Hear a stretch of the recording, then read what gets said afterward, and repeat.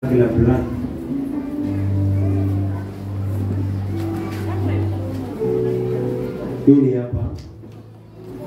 Hili hapa begi lako. Yes. Sio hiyo. Begi la black umeliona lingine mahali? Umeliona? Asante.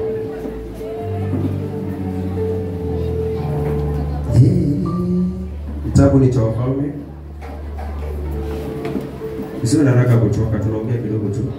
Nataka ni ujue baraka yako jinsi vile unafanikiwa. Kwa dakika 5 tu. Sikutaka kukupotezea muda. Nataka ujue njia ya kufanikiwa.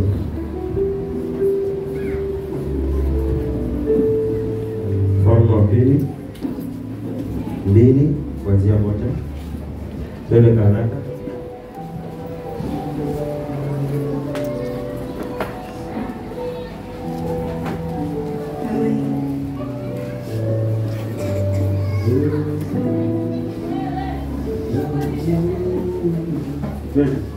Kitabu cha Wafalme wa pili 2 kuanzia 1 nasema, ikawa hapo Bwana alipopenda kumpandisha Elia mbinguni kwa upepo wa kisulisuli, Elia alitoka Gilgali pamoja na Elisha. Elia akamwambia Elisha, tafadhali kaa hapa, maana Bwana amenituma niende mpaka Betheli. Elisha akasema, kama Bwana aishivyo na roho yako ishivyo, sitakuacha. Basi wakashuka mpaka Betheli. Basi wana wa manabii waliokuwako Betheli wakatoka kuonana na Elisha, wakamwambia, je, unajua ya kuwa Bwana atamwondoa bwana wako leo asiwe mkubwa wako? Akasema, naam, najua, nyamazeni. Pia akamwambia, tafadhali kaa hapa Elisha, maana Bwana amenituma niende mpaka Yeriko. Akasema, kama Bwana aishivyo na roho yako ishivyo, sitakuacha. Kuna pochi hapa na shilingi 50. Ya nani? Solomon leo. Naona ngapi? Usiogope na 50. Ukija ukichukua nitafurahi. Si hizi ni pochi ya kisasa. Mwenye ameshona ni fundi.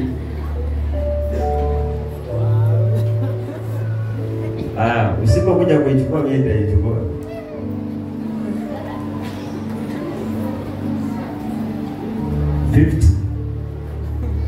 Sio hizi, mwenye ameshona hivyo akaweka ka 50 kaka. Yaani ameshona design ya begi, anabeba hivi. Ni amogeni.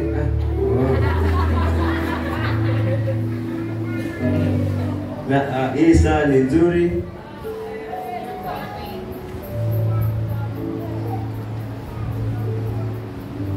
Haya. Na hii nayo ni nzuri. Ndio watu wanakuja kuchukua. Amen. Endelea. Amen. Elia akamwambia, tafadhali kaa hapa Elisha, maana Bwana amenituma niende mpaka Yeriko. Akasema, kama Bwana aishivyo na roho yako ishivyo, sitakuacha. Nao wakafika Yeriko. Basi wana wa manabii waliokuwa kwa Yeriko wakamkaribia Elisha wakamwambia, je, unajua ya kuwa Bwana? Wewe ni mara ngapi? Je, unajua ya kuwa? Naomba nisikilize ndio nafanya kutangazia uende. Amen. Je, unajua ya kuwa Bwana atamwondoa bwana wako leo asiwe mkubwa wako? Akajibu, naam, najua, nyamazeni. Elia akamwambia, tafadhali kaa hapa, maana Bwana amenituma niende mpaka Yordani. Akasema, kama Bwana aishivyo na roho yako ishivyo, sitakuacha. Wakaendelea mbele wote wawili. Basi watu 50 na wale Wakaenda wakasimama. Na hawa wawili wakasimama karibu na Yordani. Yordani ni mahali gani? Karibu na mto unaitwa Yordani. Na wale watu, kuna wengine walikuwa wanafuatilia tu maisha ya wale watu. Bila unaona unafuatilia maisha yako na kule mahali unaenda. Amen. Sasa wanakutazama tu. Je, huyu mtu ni kweli anaenda kanisani? Je, atafanikiwa kutoboa kwa ile kitu alicho nacho? Amen. Sasa kitu kilichomfanya huyu mwingine akashangaza wale, unajua yeye yule mwingine, hawa watu 50, hawa manabii, hawa watoto wa manabii, sema watoto wa manabii. Unajua kuna watu wameambukizwa maroho mengine. Unajua kuna manabii mengine si manabii. Lakini Elia alikuwa ni nabii wa kweli. Hawa walikuwa ni watoto wa manabii, lakini alikuwa ni wale wa kufuatilizia maisha ya watu. Unaelewana? Kuna watu wamejifanya wameokoka sana, lakini wanakuchunguza kanisa unaloenda. Na huduma unazofanya, waone kama utafanikiwa. Sijui kama kuna mtu ananielewa. Kuna mtu ananielewa? Alafu waone kama hiyo Yerusalemu yako itakusaidia. Na wao wakukiwapata wanakutajia sifa za kanisa za kwao, mpaka wanatamani wakuvute. Unakumbuka hiyo? Yaani hata vile tukiomba hapa wanasema kwetu watu naomba wewe. Sasa ujue wakati wanakujua mahali umeokoka, unaendelea na wokovu wako, unaendelea na huduma zako, kuna mwingine anakufuatilizia tu aone kama utabarikiwa ama hautabarikiwa, uone kama utaongezeka ama utabaki hivyo, uone kama kuna nguvu mpya zitaonekana kwako ama utabaki hivyo. Umesikia hapo na Biblia inasema ni watoto wa manabii. Hello. Amen. Sasa uwe kusumbuliwa na watoto wa manabii. Endelea. Elia akalitoa vazi lake la juu. Akalikunja kama lile ambalo lilivalishwa kwa mfupi, ama hii ambayo niko nayo. Akayapiga maji. Kisha kumbuka. Elia akamwambia Elisha, sikiza sasa. Utakalo omba kwangu lolote utakalo nikutendee kabla sijaondolewa kwako. Unajua kuna wakati una nafasi nzuri sana kwa mtumishi wako. Unajua hivyo? Uko na nafasi nzuri sana. So kuna wakati unaomba na yeye. Alafu kuna vitu saa zingine anakuambia twende mbele za Bwana. Kuna vitu unafaa uombe kwa sababu kuna ule uwepo na kuna yale mafuta ambayo yamewekwa kwa mtumishi wake ya kubariki watu, ya kutendewa watu. Lakini ukikosa kumwamini mtumishi wako, hauwezi kutendekewa mwanangu. Hao wawili wasipopatana, hawawezi kutembea mahali pamoja. Ndio? Yeah. Ndio kweli. Lakini tukiomba vizuri na nilikuwa na mtumishi wa Mungu John aliniombea hii nyumba nimejenga. Amen. Amekuwa si yeye nisingepata mtoto. Kwa sababu ameniombea. Ndio mama. Yes. Tunaelewana? Yeah. So tukiwa tuna nafasi kwa sababu ya kwamba Mungu ametubariki, ametuunganisha pamoja, weka heshima kwa mtumishi. Haleluya. Amen. Na umwamini. Na uamini yule yake, wewe unajua unaamini Mungu. Yes. Atajua mwenyewe na Mungu wake, na wewe unaweza kufanya hata akakufa kama anakudanganya. Ndio. Unajua hivyo? Yes. Endelea. Elia akamwambia Elisha, omba kwangu lolote utakalo. Ndio. Nikutendee. Kabla sijaondolewa kwako. Elisha akasema. Na kuomba. Sehemu maradufu ya roho yako. Na iwe juu yangu. Sehemu maradufu ya roho yako iwe juu yangu. Aliomba kitu zaidi ya kile alicho nacho Elia. Yes. Unajua hivyo? Ndio. Yaani yule Mungu wake, yaani awe na nguvu sana juu yake. Haleluya. Amen. Kwa sababu yeye aliona miujiza ikitendeka, akasema huyu Mungu wako ndo namhitaji kwangu. hizi vitu vinavyotendeka na vihitaji na mimi nivitende. Yes. Sikiza Elia vile alimjibu. Akasema lakini akasema, lakini ukiniona nitakapoondolewa kwako utalipata. Alafu la hukuniona ulipati. Kwa hivyo aliambiwa Sana.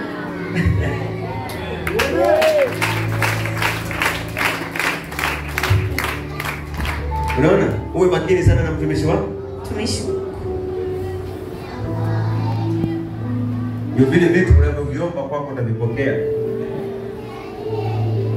Lakini usipokuwa makini na yeye sana, na kwa sababu unaabudu Mungu aliye hai na unajua huyu aliteuliwa na muliunganishwa na yeye, na kama umwamini,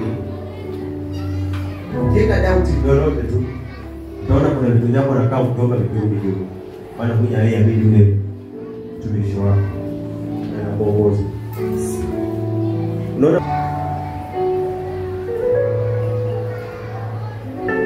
Na si kwamba wao walikuwa wajui kuomba. Na kufunza tu hapa, alafu kuna kitu nataka nikwambie. Endelea. Si kwamba uniabudu. Na kufunza hata kama ni kanisani kingine. Ikawa walipokuwa wakiendelea mbele na kuongea, tazama, ukatokea gari la moto na farasi wa moto. Alafu likawatenga wale wawili. Elia hakuendelea. Naye Elia akapanda mbinguni kwa upepo wa kisulisuli. Yes. Naye Elisha akaona hiyo. Akalia. Baba yangu. Gari la Israeli. Na wapanda farasi wake. Asimwone tena kabisa. Akashika mavazi yake mwenyewe. Baada ya kuongea hayo akashika mavazi yake sasa. Akayararua vipande viwili. Amen. Endelea tu. 16 Kisha akaliokota lile vazi la Elia, alafu lililomwangukia. Ndio. Akarudi. Akasimama katika ukingo wa Yordani. Kuna watu wanamtazama. Usisahau. Yes. Kuna manabii, watoto wa manabii na watoto wa manabii wanaangalia. Kama kule kwenu unatazamiwa Mungu wako tumuone. Ndio. Yes. Alafu akalitoa lile vazi la Elia, lililomwangukia. Amen. Akayapiga maji akasema, yuko wapi Bwana? Mungu wa Elia? Sikiza. Yuko wapi Bwana? Mungu wa Elia. Unaona hata unapotamka jambo kwa sababu ya Mungu wa Yerusalemu, na kwa sababu unaamini na kanisani kwako na kuabudu, lakini unachofunzwa unatoka pale, Mungu anakutendea kwa rahisi sana. Ndio. Hakika tumefunza. Akasemaje? Uko wapi Bwana Mungu wa Elia? Naye alipoyapiga maji huku yakagawanyika huku na huku. Elisha akavuka. Walivuka. Unaona ukiwa na nguvu za Bwana, hata kama pasta wako hayupo, lakini hapo mahali utakaposimama, lolote utakalolitamka ndilo litakalokuwa. Amen. Sio lazima tuibane kanisa lote tuje kwenu. Wewe unajua tu Mungu ninayemwabudu ni Mungu gani? Amen. Haleluya. Amen. Lakini sisi hatuna hiyo. Kwanza ndio tukitajua babako akiroho na wewe unaingilia kumsema. Alafu ndio kuja kupeka kanisa. Hainuliwe. Mungu anasema mnafiki mkubwa huyu. Endelea. Akufunza tu. Amen. Hivyo na hao wana wa manabii waliokuwako Yeriko, walikuwa wanatazama hapo Yeriko, wakimkabili. Walipomwona walisema roho ya Elia inakaa juu ya Elisha. Na wao walikuwa wanasema hivi, unajua Mungu wangu anaenda. Bwana naomba kama babake. Yes. Bwana kuna fire kama Yerusalemu yenyewe hapa. Amen. Bwana nimeweza. Amen. Bwana kuna moto. Yaani ubarikiwe. Amesema roho iwe maradufu. Yaani ubarikiwe hata kile sina roho pokea. Yes.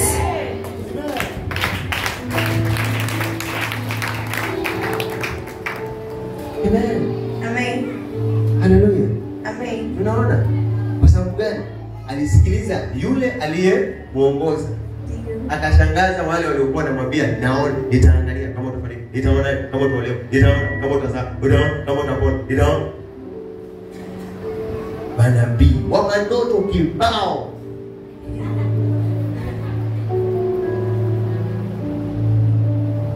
Lakini kuna kitu hawawezi kufanya.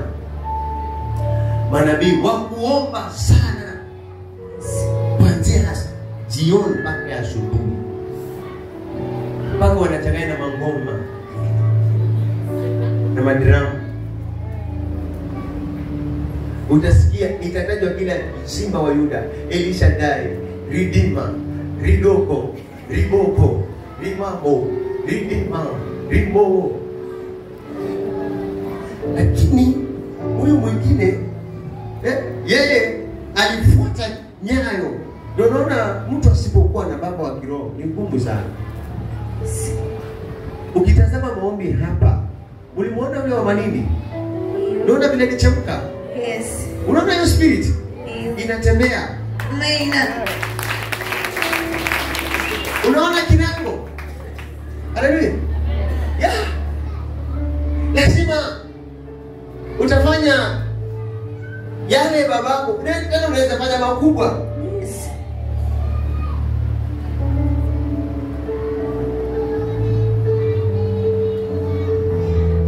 Sasa angalia Elia alipokuwa anaongoza wana wa Israeli. Sio ndio Israeli walikuwa na raha sana. Elisha. Mpaka wana Israeli walikuwa wanajua Mungu Elia ni Mungu wa aina gani. Amen. Wewe unachukua hiyo kanisa yako, unaiongea. Wewe unachukua wahuduma hapo kanisani, unawatafuna. Na wewe nao unachangia. Hauamini, unakuja hapo, unaomba. Unamchanganya Mungu. Sasa wewe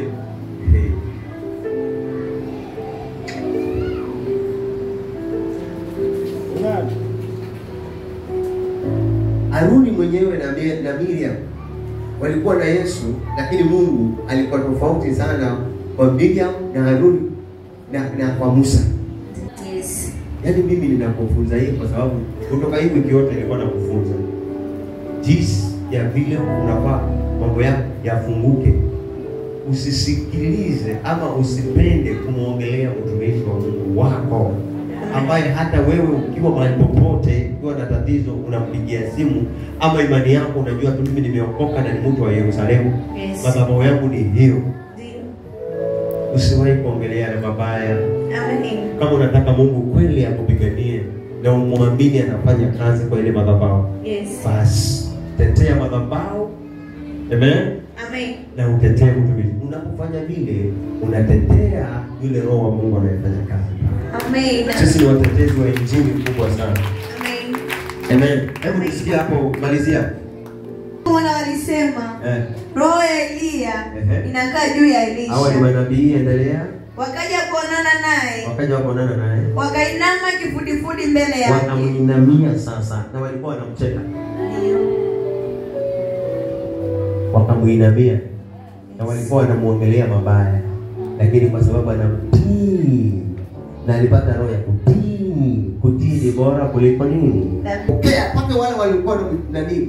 Unajua manabii ni wengi wanaweza kufuata kwako, na wengine si manabii, hadi walikuwa ni watoto wa manabii. Ndio. Si manabii, lakini wanakuona kwa sababu uko karibu na mtumishi. Wanakuona umejizatiti sana na kanisani. Sasa anataka kutumika kuja kuivua roho ambayo Mungu anataka kuweka ndani yako. Unaelewa mwanangu? Ndio. Usikubali Mungu anataka kukupeleka mbali. Amen. Nasikia mwanangu? Usikubali Mungu afanye kazi yake ndani yako. Amen. Nasikia mama? Zile shida zitaisha. Sawa? Zitaisha. Utapata amani. Mungu anatenda.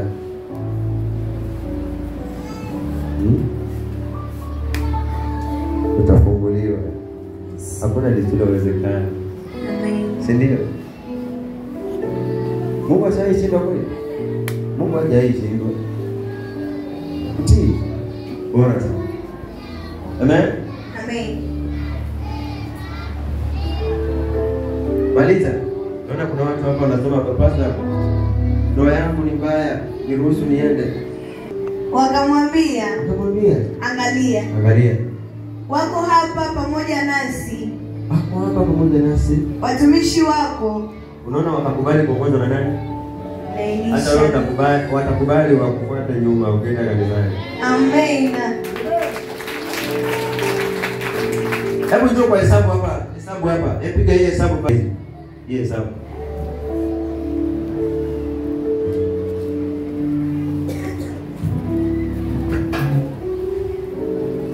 Mimi kuanzia moja. Nataka nifunze, yaani unajua kuna watu tunazidi kuomba lakini kuna watu wengi wanaenda kinyume na roho wa Mungu. Ndio maana baraka zetu zinafungika. Tunakaa vibaya. Na wengine wanakuja hapa wanashuhudia. Wengine wanakuja hapa wanafanya mambo, wengine wanakuja hapa wananunua magari, wengine wanakuja hapa wanajenga. Lakini kwa nini sisi? Kwa maana mnamzoea vibaya mtumishi wa Bwana.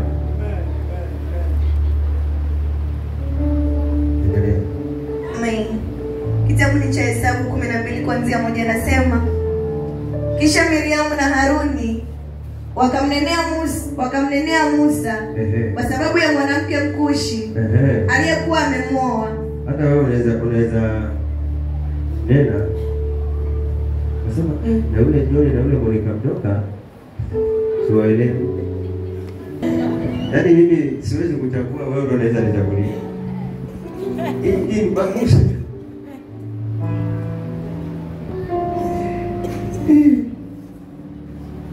Na pengine umeniona tu mahali natembea na Monica mtoka tumepatana. Lakini kwa story. Lakini ukiniona na Yusufu tunatembea, yeah. Ukumbuke mimi ni mtoto wangu. Yes. Na huyu naye ni mtoto wangu. Na baba anaweza tembea na mtoto wake wa kike na wa kiume. Ama wewe unaweza tembea na babako na pelekwa tu hospitali peke yake.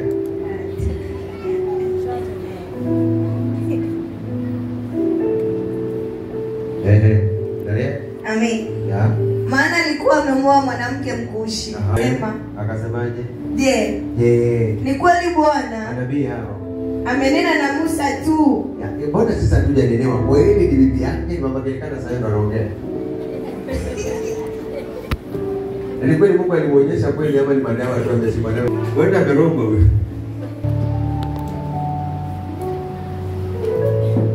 Ni mfano. Nasikia hiyo? Ndio. Alafu endelea. Amen. Yeah. Wakasemaje? Je, ni kweli Bwana amenena na Musa tu? Hakunena na sisi pia? Bwana hakunena na KK. Bwana akasikia maneno. Bwana hakunena hata na Monica. Bwana hakunena hata na unaitwa na Bwana hakunena hata na James.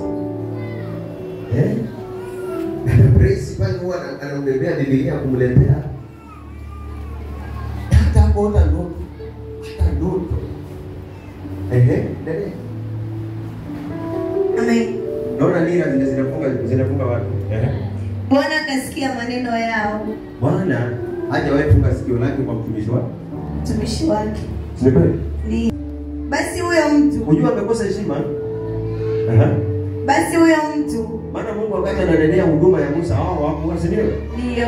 Sasa kuna vitu vingine zile zimeelewa wewe. Ni mfano lakini, sawa? Ndio. Basi huyo mtu, huyo Musa alikuwa mpole sana. Alikuwa mpole mtoto wa watu jamani. Zaidi ya wanadamu wote. Like wewe ndio unamwona mkorofi Pastor John, si ndio? Unamwona mshari Pastor John, si ndio? Lakini John ni mpole.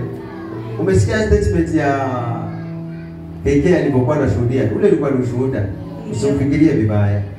Alikuwa ni ushuhuda, alikuwa anashuhudia kwamba kuna macho aina mbili. Unajua kuna watu wengine wakielewa hivyo waelewe. Kuna macho aina mbili. Kuna vitu unaweza viona lakini wewe ukaona vizuri kuliko yule anayeona vibaya. Na akatoa paka mfano kwamba kuna yule aliyoona macho, yani alikuwa ameombewa, lakini ile mara ya kwanza alikuwa anaona miti tu. Amen. Alikuwa hajaona watu. Waleta spesa. Ile statement ilikuwa inamaanisha nini? Kama umesikia ukisoma Esther Pepe.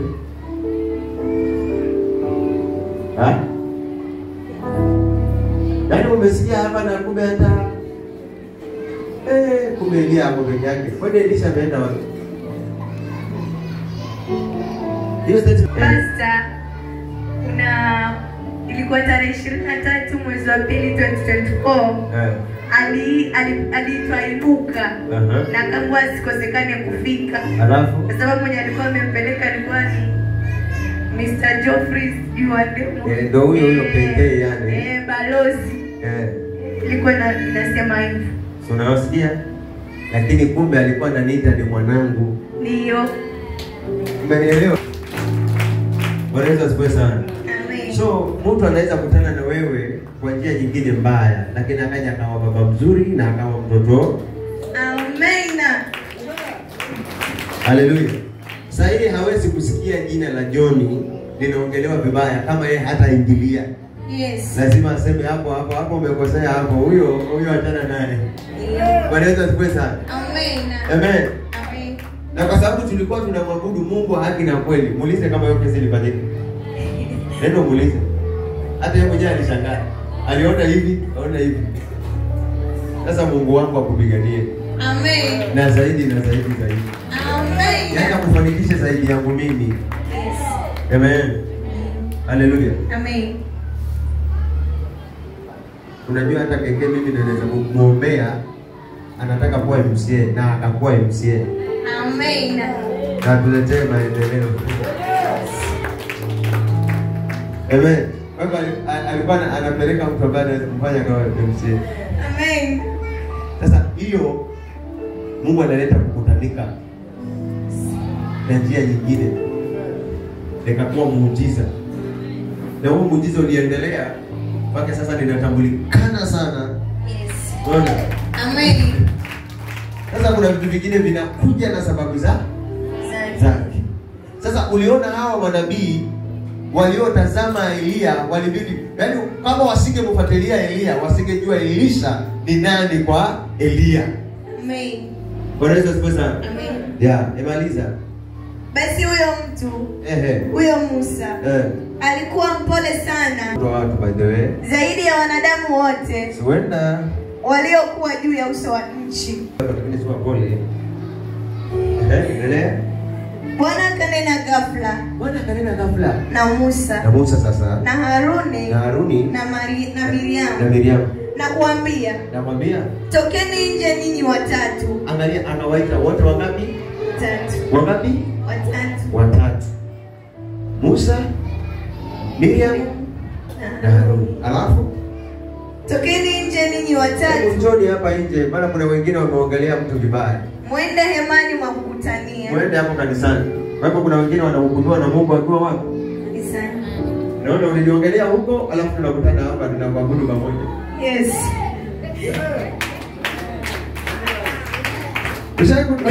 Badala ya kufunguliwa na milango yako inafungika.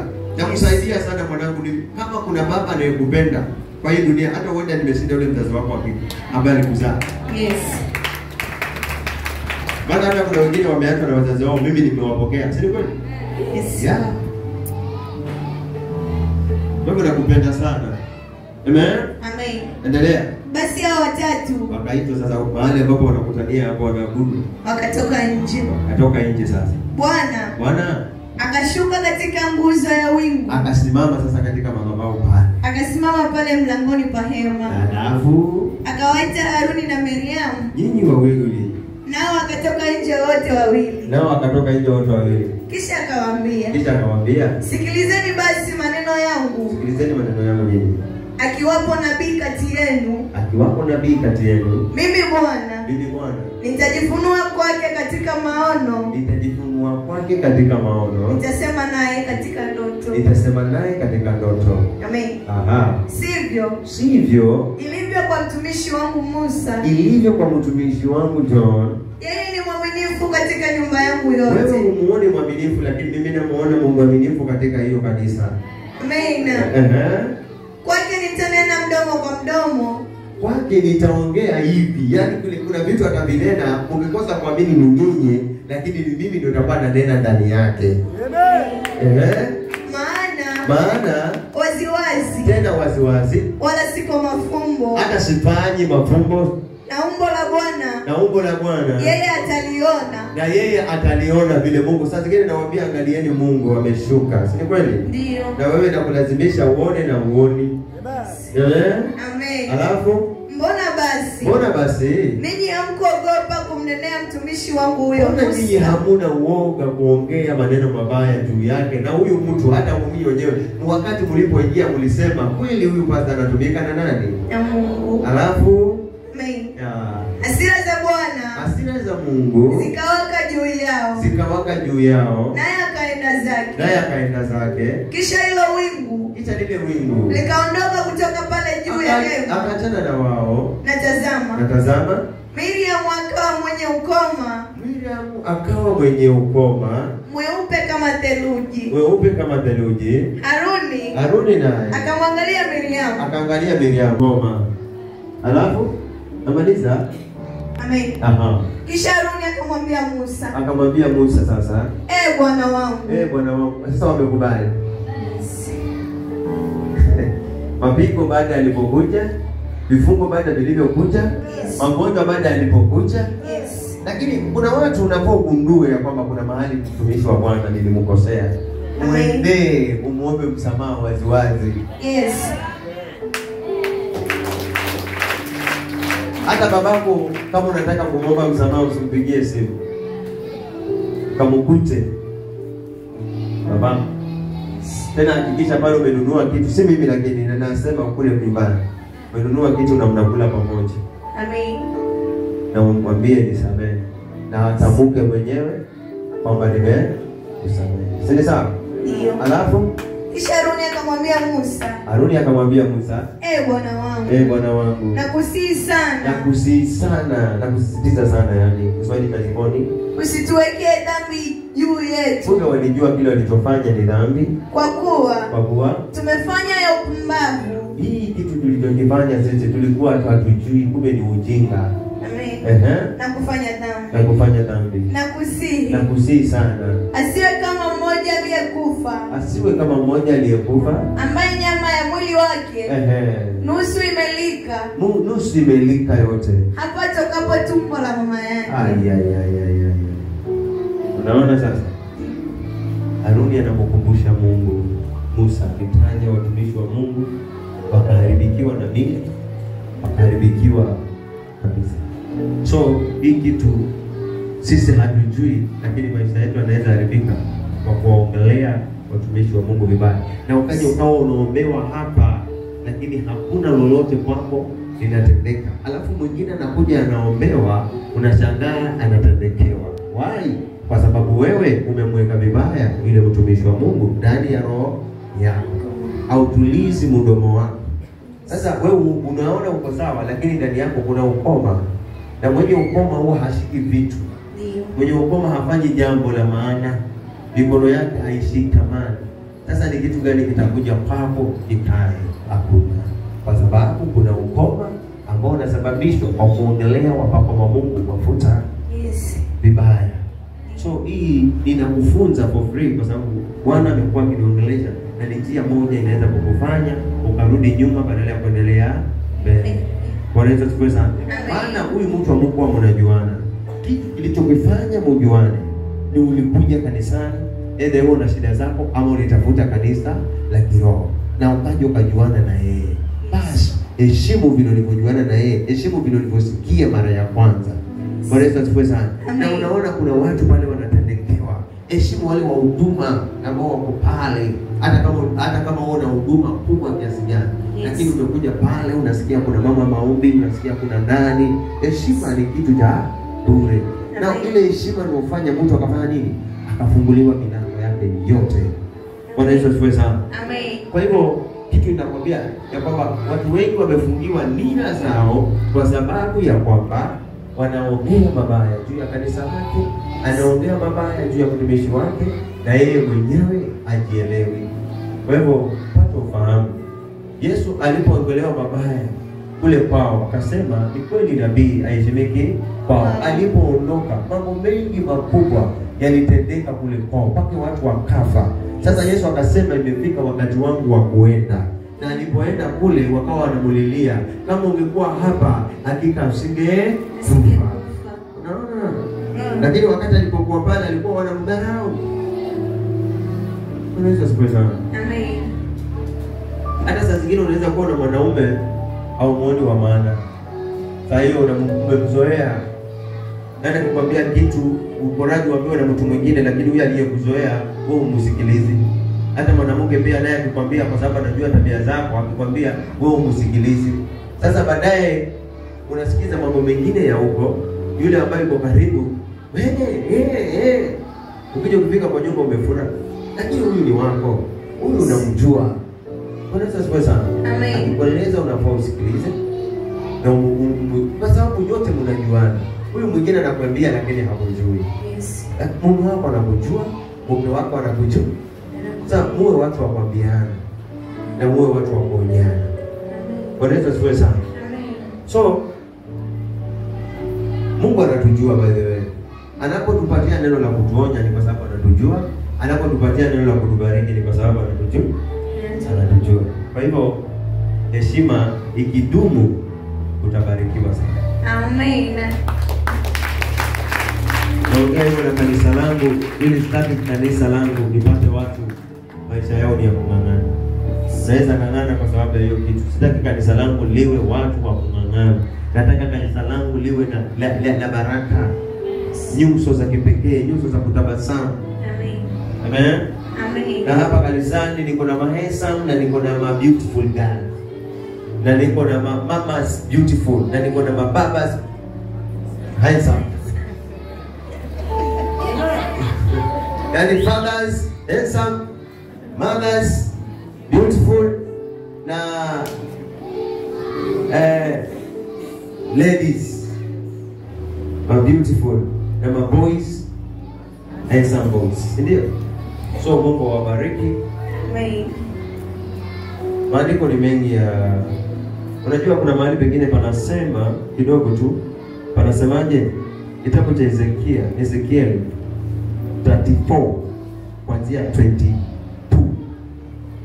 Kulikuwa kuna mahali unafaa waende walishwe wana wa Israeli. Nasema nitaleta utumishi wangu. Unaona kuna watu walikuwa hawawezi kukula vizuri bila mtumishi wao.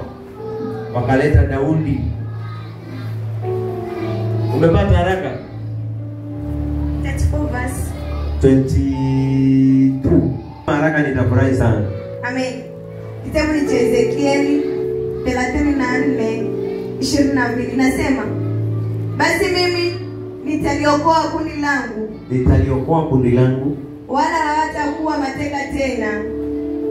Endelea. Nami nitahukumu kati ya mnyama na mnyama. Nami nitaweka mchungaji mmoja juu yao. Naona nitaweka nani? Mchungaji mmoja. Mchungaji Mmoja. Yeye mchungaji wenu ni nani? Angalia ndo nani hata ujui. Kwa sababu umezoea kulikula. Mchungaji wako ni nani?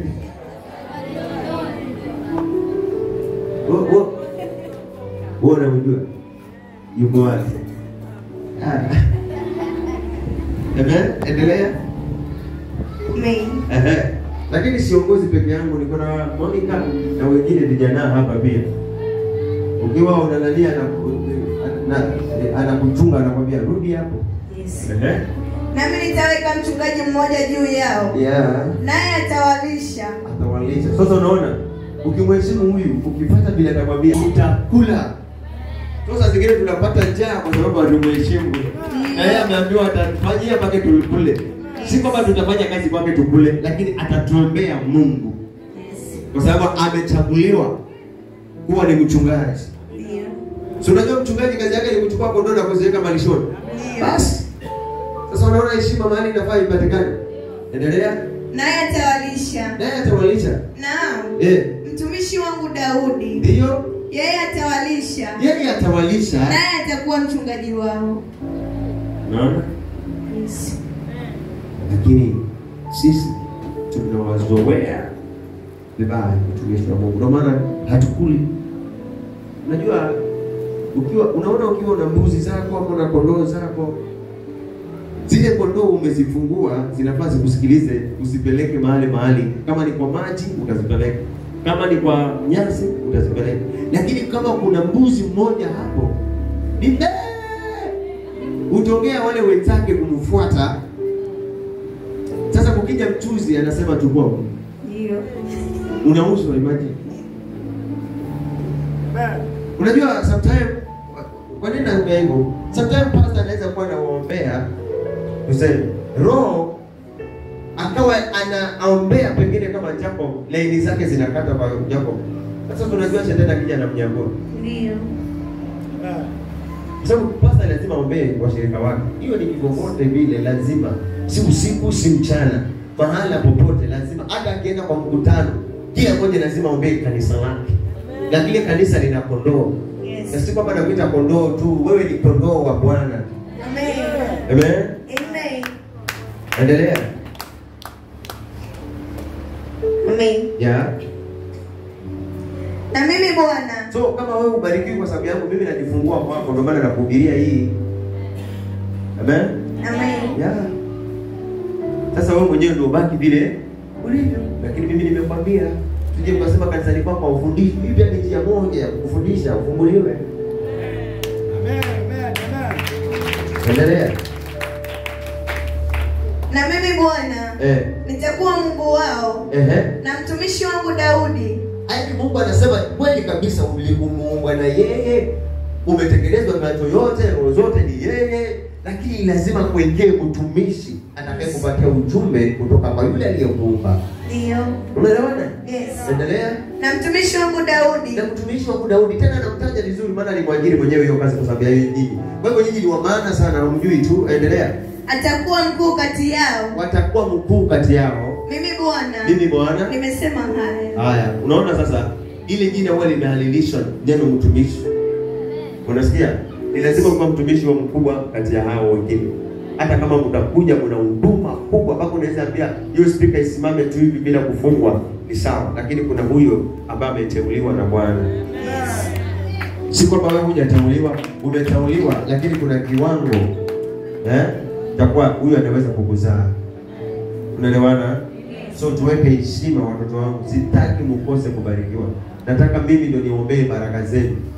Nataka niombee kile Mungu anawabariki. Nataka niombe hata kama hutaniandika niombe, lakini ujue kuna madhabahu umesababisha ukapokea kile ambacho hauna.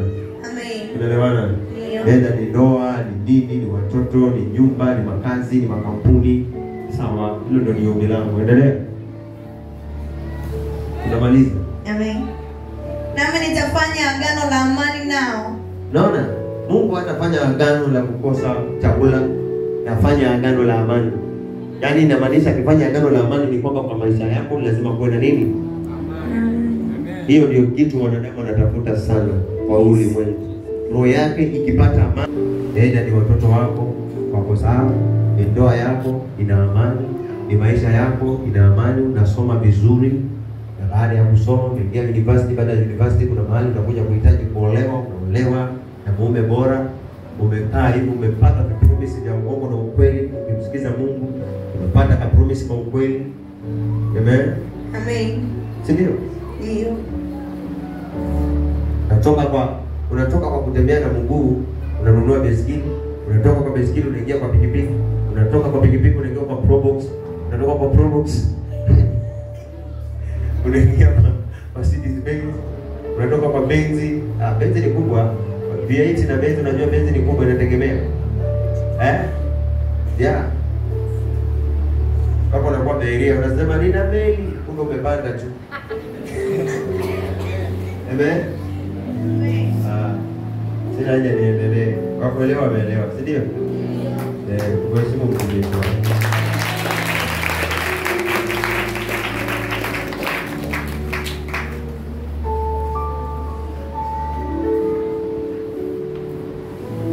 Wacha nilete matangazo, tuombe twende nyumbani.